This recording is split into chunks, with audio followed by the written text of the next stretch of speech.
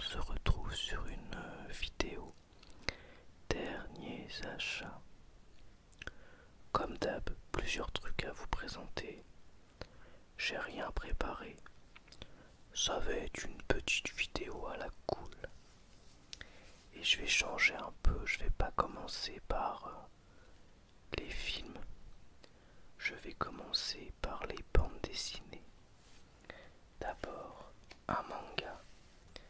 Le dernier tome de Dragon Ball Super, qui s'appelle Le pouvoir du dieu de la destruction, tome 17. La suite du combat entre Granola, Sangoku et Vegeta.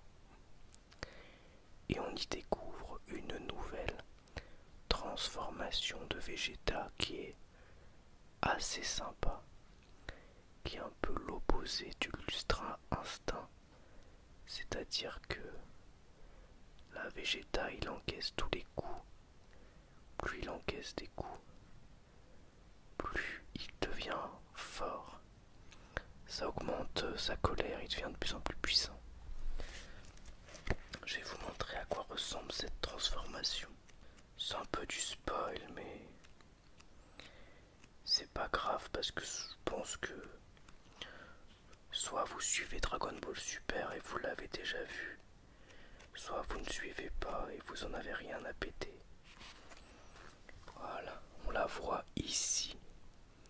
Et moi, elle me fait penser un petit peu au SSJ3 avec les sourcils qui disparaissent. Je trouve ça assez cool. Et les flammes noires autour là sont assez sympas. Franchement, le combat était cool. Et le tome se suit avec grand plaisir. Voilà pour Dragon Ball Super. Ensuite, on a un comics, Appelez-moi Jack, un comics Batman, avec un nom un peu tout pourri, qui est en fait une œuvre culte, dont le vrai titre américain est Gotham by Gaslight, qui a été adapté en film d'animation récemment et qui décrit l'enquête de Batman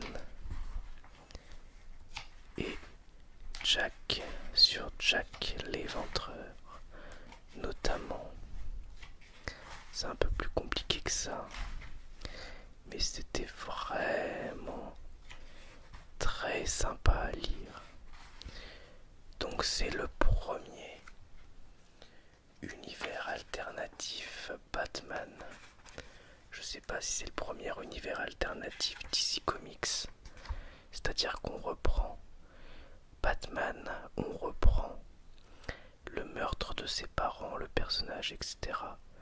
Mais dans un contexte différent. Ici, en 1889.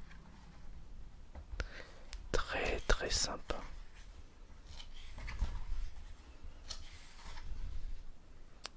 Ok.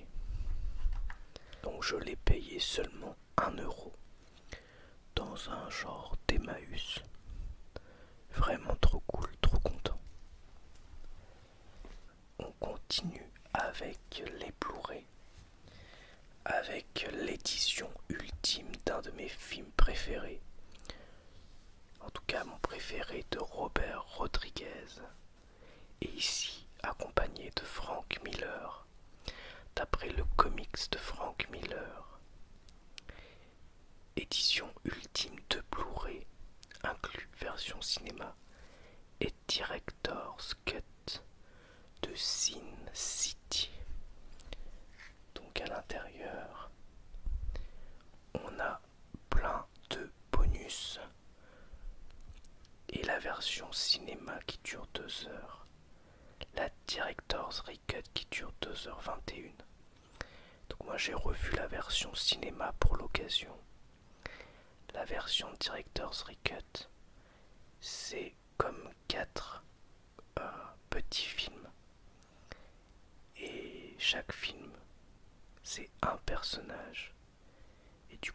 scène en plus, mais je ne l'ai pas encore vue. Il y a des gens qui disent que ça casse un petit peu la cohérence du tout, et d'autres qui disent que c'est cool, donc faut voir. Sin City est une ville infestée de criminels, de flics ripoux et de femmes fatales. Certains ont soif de vengeance, d'autres cherchent leur salut. Bienvenue à Sin City, la ville du vice et du péché. Sin City, le comic book, a révolutionné la bande dessinée des années 2000. Sin City, le film, a révolutionné le cinéma d'action des 10 années à venir. Après sa sortie, veulent dire, par une approche radicale et nouvelle, utilisant toutes les possibilités du numérique. Frank Miller, Robert Rodriguez, avec l'amicale participation de Quentin Tarantino, ont mis toute leur énergie et leur créativité au service d'un projet unique dont le futur reconnaîtra l'influence majeure. Alors l'édition en plus est vraiment sympa, le casting est hallucinant, ici c'est Mickey Rourke, voilà, si vous vous demandez. Mais il y a aussi Bruce Willis, Guillermo del Toro, plein de beau monde. Donc on a un livret qui nous présente les personnages. Elijah Wood,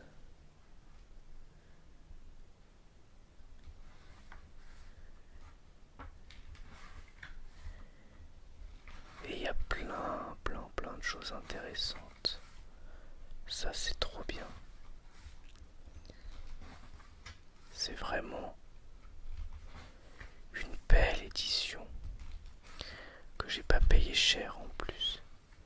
Je l'ai payé 5 € en magasin cash. Pour la petite anecdote, j'ai voulu la commander sur le site Rakuten. Et en fait, au moment de la commande, je me suis rendu compte que je le commandais à EasyCash Évreux, qui est l'endroit où j'achète tout le temps des trucs, et que donc j'avais pas de frais de port puisque je pouvais retirer dans le magasin. Trop bien, je comptais le payer 8 € et attendre qu'il arrive par la poste. Je l'ai payé 5 € et je l'ai retiré le jour même. Très content. Belle édition pour ma collection. Ensuite, on a un Blu-ray 4K Ultra HD que j'ai payé 10 € à Carouf. Un film de Ron Howard avec Tom Holland dans un de ses tout premiers rôles, avec Chris Hemsworth et avec aussi Cillian Murphy. Cillian Murphy que je connaissais surtout pour l'épouvantail dans Batman. Je sais plus dans quoi d'autre je l'ai vu dans plusieurs films. Mais dernièrement, je découvre Peaky Blinders, je viens de finir la saison 1 et je trouve cet acteur incroyable. Bref, au cœur de l'océan, c'est inspiré de l'histoire qui donc a inspiré l'histoire de Moby Dick. Et c'est vachement sympa, le film est très joli. Le rendu de l'eau, même si en numérique, est beau. Et j'ai passé un très bon moment, c'est un beau film d'aventure. Vraiment très réussi. Je vais vous lire le synopsis. Pendant l'hiver 1820, le baleinier Essex, originaire de la Nouvelle-Angleterre, est attaqué par une créature inimaginable. Une baleine gigantesque dotée d'une soif de vengeance presque humaine. Ce cauchemar en haute mer inspirera à Herman Melville son superbe Moby Dick. Néanmoins, Herman Melville ne raconte qu'une partie de l'histoire. Vivez le périple d'un équipage qui aura subi les tempêtes, la famine, le désespoir et découvrez des hommes contraints de commettre l'impensable pour rester en vie. Ron Howard réalise un film stupéfiant basé sur le livre à succès de Nathaniel Philbrick. Chris Hemsworth, alias Thor, mais c'est pas écrit, incarne le rôle du second capitaine chevronné et Benjamin Whaler tient le rôle du capitaine inexpérimenté du bateau. J'ai vraiment beaucoup aimé. On est entre un film d'aventure et un film de survie. Et franchement, c'était très très bien. Ensuite, un film que j'ai moins aimé. Tout simplement parce qu'il m'a déçu. Je l'attendais un peu. Et puis après, j'avais vu toutes ces mauvaises critiques. Je ne l'ai pas vu au cinéma. Et quand j'ai vu le Blu-ray à 7 euros, je me suis dit allez vas-y, je le prends. Et puis je vais enfin pouvoir le regarder. Ça provient de la licence X-Men. Il s'agit des Nouveaux Mutants, qui se veut être un genre de film d'horreur sur l'univers de X-Men. Mais ça fait pas vraiment peur, c'est pas vraiment intéressant, et les personnages sont quand même assez clichés malheureusement. J'ai trouvé qu'il y avait une petite inspiration de ça, parce que en fait les personnages sont dans un genre d'hôpital, et ils font des cauchemars inspirés de leur passé. Et donc les cauchemars font penser un peu à ça, mais ils font jamais vraiment peur. Des fois ils sont même un peu ridicules. Ouais, j'ai pas trop aimé. Le film dure quoi, 1h30, et j'ai même réussi à m'ennuyer. Donc je le garde dans la collection parce que bah je le mets dans les films de super-héros. Même si on peut pas dire que ce soit vraiment un film de super-héros. Mais ouais, il m'a quand même déçu. Et le dernier, un film que j'ai payé 2 euros à Nose, que je voulais voir depuis un moment. Il s'agit de The Headhunter. Headhunter, l'édition limitée, en fait une édition normale, c'est juste qu'il y a un fourreau Blu-ray d'un film indépendant qui n'a coûté que 30 000 dollars. Je sais pas si vous vous rendez compte, c'est une somme absolument ridicule pour un film. Et je trouve que ce que le film arrive à faire avec 30 000 dollars est assez incroyable. Au niveau de ses images, de ses décors, de ses costumes, de ses accessoires. Après, c'est vraiment un film à ambiance, il se passe pas énormément de choses. Le début du film, en fait, même on va dire les 2 tiers du film, qui ne dure qu'1h10, 1h10, 1h15. Les 2 premiers tiers du film, en fait, on voit le héros errer de point A à point B, retourner à sa cabane et tuer des monstres, mais on les voit pas les tuer, c'est du hors-champ. Donc c'est assez particulier. Et ensuite, il y a un twist et on vire dans l'horreur. Et l'horreur est plutôt bien gérée et quand même assez rythmée. Franchement, c'était sympa. J'ai bien aimé, vraiment. Je trouve que le film, ce qu'il arrive à faire avec 30 000 balles, c'est vraiment cool. J'ai passé un bon moment, mais je pense qu'il y a des gens qui passeront complètement à côté du film et qui n'aimeront pas parce qu'ils trouveront ça chiant ou ça va les gonfler de ne pas voir les combats. Ils trouveront qu'il se passera rien.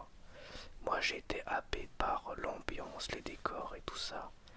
Et ce que le réal a réussi à faire avec si peu de moyens. En des temps sombres et reculés, un féroce guerrier protège un royaume des monstres qui rôdent tout autour. Poussé par une soif de vengeance, il parcourt ces étendues sauvages à la recherche de celui qui a tué sa fille des années auparavant. Mais sa chasse le mènera à des situations bien plus horribles qu'il ne l'avait imaginé. En plus, franchement, la fin est assez cool. Je trouve vraiment qu'il y a quelques très bonnes idées. Et je me demande à quoi aurait pu ressembler le film avec plus juste moyen. Franchement top. Voilà. Je vais terminer. Là, il y avait un petit fascicule. Un petit fascicule dans le Blu-ray de Sin City. On va le feuilleter ensemble, ça va être sympa. Voir un peu ce qui sortait à l'époque.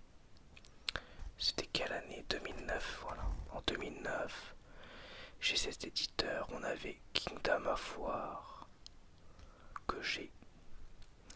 Largo Winch, Crow Zero, que j'avais en DVD, mais je l'ai pas en Blu-ray, qui est un film de baston. Old Boy, que j'ai en Blu-ray, que j'adore, mais j'ai pas cette magnifique édition, malheureusement. La nuit nous appartient, qui est un polar vraiment sympa. Très très bien.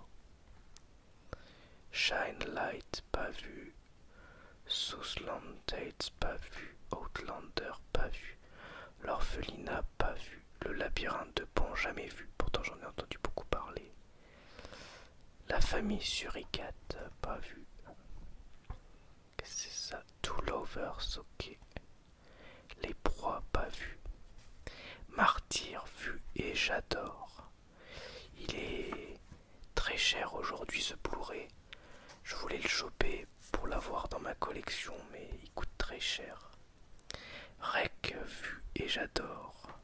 Et évidemment, Sin City, l'édition que je vous ai montrée ici.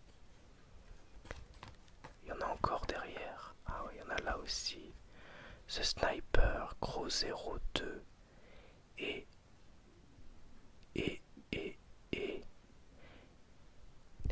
The Skycrawlers. Voilà. Voilà donc pour cette vidéo derniers achats. J'espère que vous aurez passé un agréable moment. C'était un peu à l'arrache, mais bon, comme d'hab, vous avez l'habitude. Merci à tous, à bientôt, au revoir.